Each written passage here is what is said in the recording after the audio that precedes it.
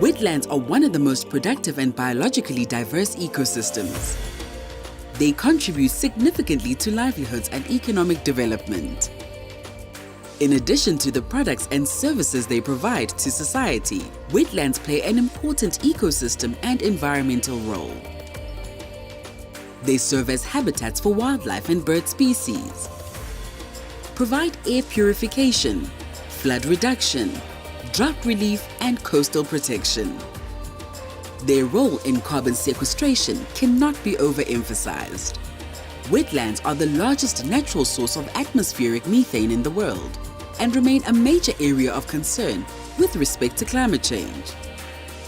Wetlands, however, are also the most effective carbon sinks on Earth and a critical solution to global warming challenges, and are therefore a priority for restoration.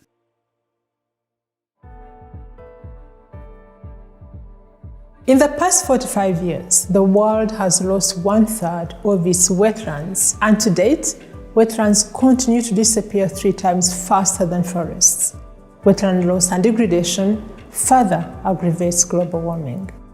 Wetlands are also under significant pressure from both human activities and natural phenomena, including agriculture, land cover and land use change, human settlements, water harvesting, invasive species infestation, climate change, and unsustainable development practices.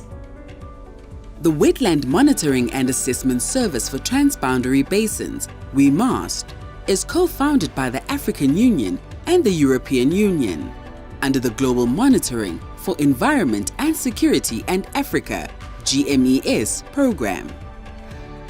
As an outcome of a very long cooperation between the European Union and African Union, WeMAST can now take advantage of the free and open data access policy of the European Union Earth Observation Programme, Copernicus.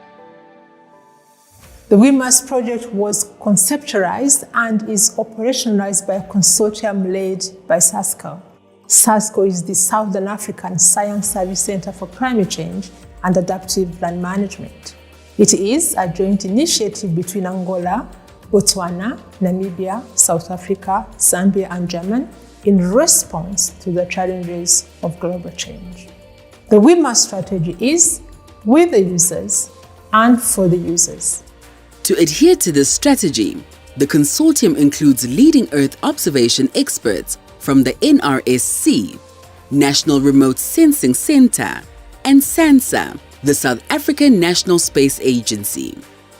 The consortium is further supported by expertise from key universities in the region: the University of Botswana, Cape Peninsula University of Technology, Midlands State University, University of Western Cape, and the University of Zambia. The WeMAST project also includes a strong capacity development component, which has resulted in funding 6 master's students and 2 PhD students. This research will help enrich the understanding of drivers of wetland degradation in Southern Africa. WeMAST focuses on 4 transboundary river basins in Southern Africa, with special emphasis on the Kuvile Basin, the Okavango River Basin, the Limpopo River Basin, and the Zambezi River Basin.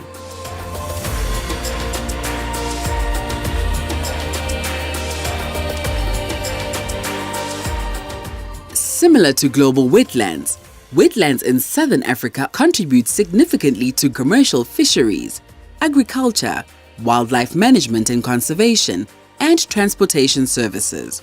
Moreover, these wetlands are important habitats for fish.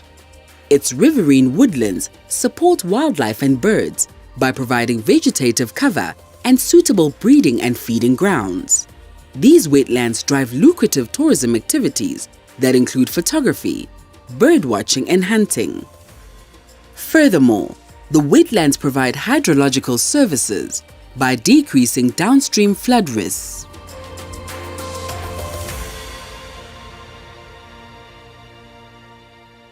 The future of these wetlands is dependent on effective assessment and monitoring that can inform policy and decision-making to promote sustainable management.